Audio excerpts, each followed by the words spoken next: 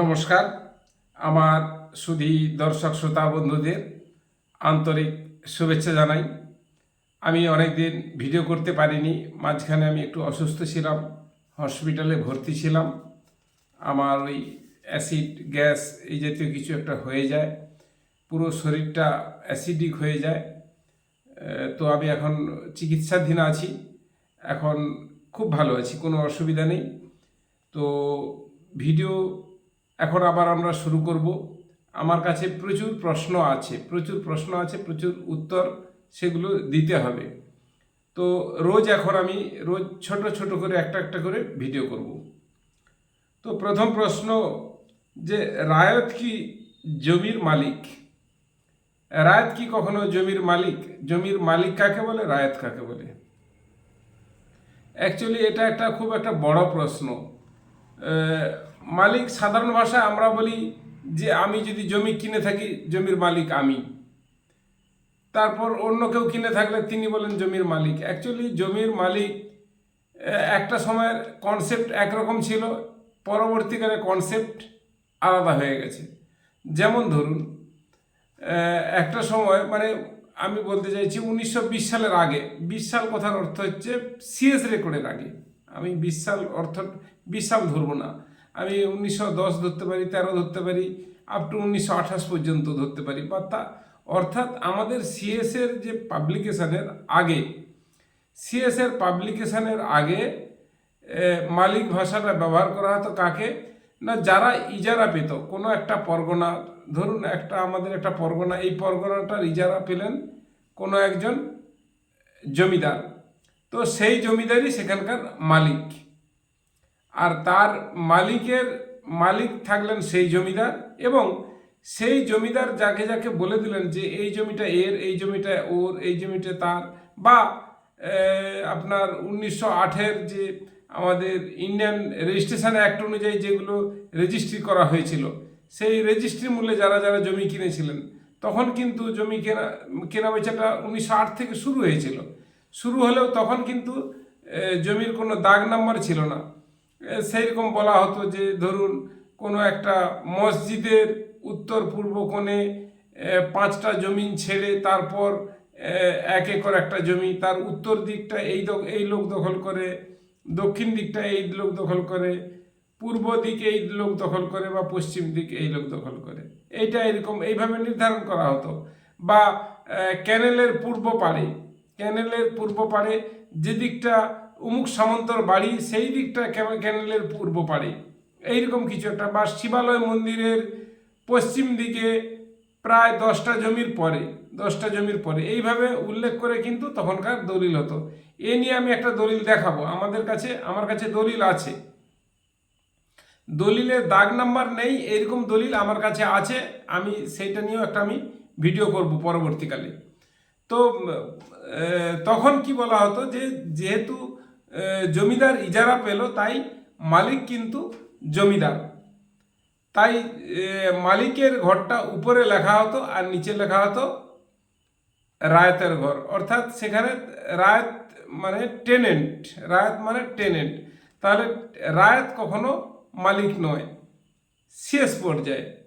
এবার পরবর্তীকালে আমাদের যখন দেশ স্বাধীন হলো, দেশ স্বাধীনের পরে কিন্তু ওই যে মালিকের ঘরটাতেও জমিদারদের নাম থেকে গেল। আরএস চলাকালীনও জমিদারদের নাম থেকে গেল। টেনেন্ট যারা, তারা আস্তে আস্তে এসে গেল, কিন্তু ওখানে মালিকদের কোনো আর বিশেষত্ব থাকলো না, কারণ মালিক তো আর ট্যাক্স নিতে পারে না, ট্যাক্স বা খাজনা নিতে পারে না। তার আগে খাজনা নিত, 1947 সাল পর্যন্ত খাজনা নিত। তার পরবর্তীকালে যেহেতু সরকার খাজনা নেয়, সুতরাং মালিক সরকার। কিন্তু আরএস চলাকালীন কিন্তু সেটা চেঞ্জ করা হয়নি। পরবর্তীকালে এলার করার সময় আপনারা লক্ষ্য করে থাকবেন, সেখানে ওই যেখানটা জমিদারদের নাম লেখা থাকতো বা তাদের বিভিন্ন শেয়ারদের অংশ লেখা থাকতো, সেখানে কিন্তু লেখা হয়ে যাচ্ছে পশ্চিমবঙ্গ সরকারের পক্ষে কালেক্টর। অর্থাৎ মালিক সরকার, আর আমরা হচ্ছি প্রজা বা রায়ত, বা ইংরেজিতে বলা হয় টেনেন্ট।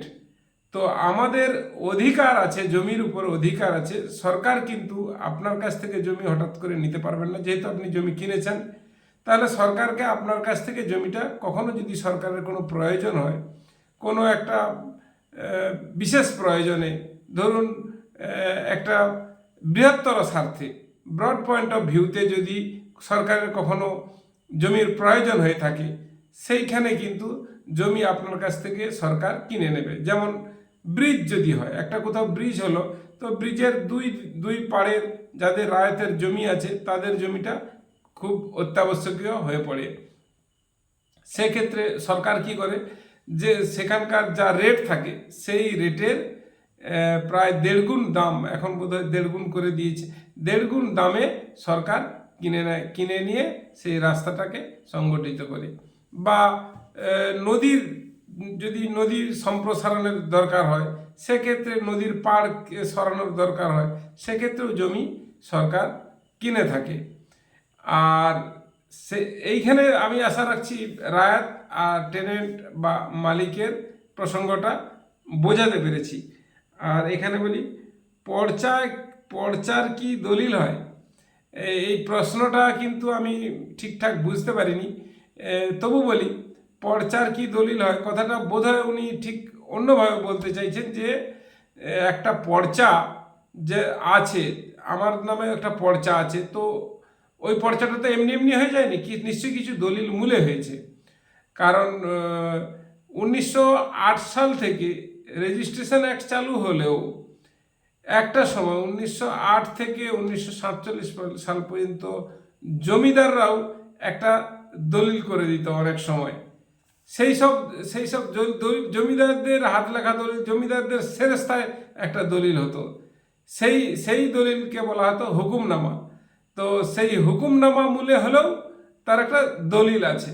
তো দলিল মূলে যদি, হুকুমনামা মূলে যদি কেউ পেয়ে থাকে, তার সেটেলমেন্টে হুকুমনামা মূলে যদি তার পর্চা হয়ে থাকে, তাহলে সেই হুকুমনামার জাবদা কপি কিন্তু আপনারা পাবেন না, জাবদা কপি পাবেন না। আর যদি রেজিস্ট্রি মূলে হয়ে থাকে, তাহলে জাবদা কপি পাওয়ার একটা সম্ভাবনা থেকে থাকে। মানে এই অর্থে যে ধরুন কোনো জমি একটা 1935 সালে রেজিস্ট্রি হয়েছে, তো আপনি জানবেন কি করে? আপনার এখন বয়স 25 বছর, 30 বছর, 40 বছর, 50 বছর, তাহলে আপনি জানবেন কি করে যে 35 সালে রেজিস্ট্রি হয়েছে? আপনাকে কি করতে হবে, যেহেতু আরএস এর রেকর্ড আছে, অনেক সময় কি হয়, আরএস এর ওই রেকর্ড করার সময় অনেক সময় পেন্সিল দিয়ে নোটিং থাকতো, কেবিতেও নোটিং থাকতো। তো সেই নোটিং যদি থাকে, অর্থাৎ ওখানে যদি একটা ডিড নাম্বার বাই ডেট যদি দেওয়া থাকে, তাহলে সেই দলিলটা খুঁজে পেতে সুবিধে হয়। নতুবা আপনাকে রেজিস্ট্রি অফিসে গিয়ে খোঁজ করতে হবে। দলিল কিন্তু আছে, তবে অনেক দলিল ধোয়া হয়ে গেছে। ধোয়া কথার অর্থ হচ্ছে, তখন তো কালি ব্যবহার করা হতো, তো সেই কালি পরবর্তীকালে মানে রাইটার দিয়ে লেখানো হতো, রাইটার দিয়ে জাবদা কপিটা লেখানো হতো। তো সেই রাইটাররা যখন লিখতো, তখন যদি কালি, কমা কালি ব্যবহার করে থাকে, তো সেই কালি অনেক সময় কি হয়েছে, উঠে গেছে, সেটা আর জেরক্স করলেও জেরক্স আসে না, সেক্ষেত্রে পাওয়া যায় না। কিন্তু আমি দেখেছি, আমি তো 1932 সালেরও দলিল বের করেছি। তবে আমার মনে হয়, আপনাদের সাথে যেহেতু আমি কন্টিনিউ লেগে আছি, আমার মনে হয় যেহেতু কোর্টের ক্ষেত্রে এখন দেখবেন যে আপনি 1932 সালে, 30 সালেরও যদি আপনি অর্ডার শিট চান, কলকাতা হাইকোর্টে আপনি পেয়ে যাচ্ছেন। সেগুলো কিন্তু কম্পিউটারাইজড করা হচ্ছে। তো আমিও অনুরোধ করব আপনাদের মাধ্যমে যে যে আপনারাও বলুন, আপনারাও অনুরোধ করুন, যাতে পুরাতন দলিল যেগুলো রাইটার দিয়ে লেখানো হয়েছিল, সেইগুলোকে কম্পিউটারাইজড করানোর জন্য। কম্পিউটারাইজড কথার অর্থ হচ্ছে যে সেটা কম্পিউটারে লোড করে দেওয়া নয়, ওইটাকে ডিটিপিটা কম্পিউটারে করতে হবে। ধরুন 1922 সালের দলিলটাকে ডিটিপিতে কম্পিউটারে করে সেটাকে লোড করতে হবে, যেন আমরা পেয়ে যাই। এখন আপনারা জানেন 2008 থেকে আমরা দলিলগুলো এতে ওয়েবসাইট থেকে পেয়ে যাই, WB রেজিস্ট্রেশন থেকে পেয়ে যাই, কিন্তু তার আগেরগুলো পাওয়া যাচ্ছে না। তবে কাজ দ্রুততার সঙ্গে চলছে। মাঝখানে একবার গুজব উঠেছিল 1972 সাল পর্যন্ত সব দলিলই লোড হয়ে গেছে, তো ওয়েবসাইটেও সেরকম দেখা যাচ্ছিল, কিন্তু পরবর্তীকালে দেখা গেল যে হয়নি। তবে কাজ সরকার খুব দ্রুততার সঙ্গে করছেন এবং সেটা আশা রাখি কিছুদিনের মধ্যে হয়তো লোড হয়ে যাবে। তবে আমাদের সাধারণত দলিলগুলো, পিছনের দলিলগুলো লাগে না। সাধারণত 60 সালের পরের যে কোনো দলিলগুলো যদি আমাদের অ্যাভেলেবেল হয়ে যায় আমাদের পক্ষে কিন্তু খুব ভালো, কাজ করতে সুবিধা, পাবলিকেরও কাজ করতে সুবিধা।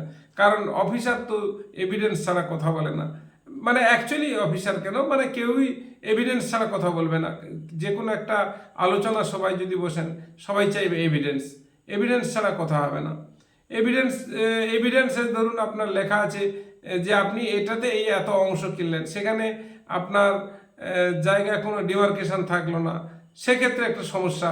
ডিমার্কেশন থাকলে সুবিধা, আবার যে ডিমার্কেশনটা থাকে সেটাতেও অনেক সময় অসুবিধা হয়। কেন কি, ধরুন আপনার একটা পরিবারের অনেকের জায়গা আছে, পার্টিশন হয়নি, সেখানে আপনি একটা জায়গা একটা নির্দিষ্ট মার্ক করে বিক্রি করে দিলেন, কিন্তু সেই মার্কটাই যে আপনার ছিল, একটা দলিল হয়ে গেল ঠিকই, কিন্তু সেইটাই যে আপনার ছিল তাও তো কোনো সঠিক প্রমাণ নেই।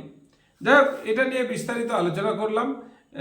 এর পরের দিন আরও অনেক আলোচনা করব। আমি রোজই এখন থেকে একটা করে ভিডিও দেবো। তো আপনাদের এই ভিডিও যদি ভালো লেগে থাকে লাইক করুন, শেয়ার করুন, সাবস্ক্রাইব করুন। ধন্যবাদ।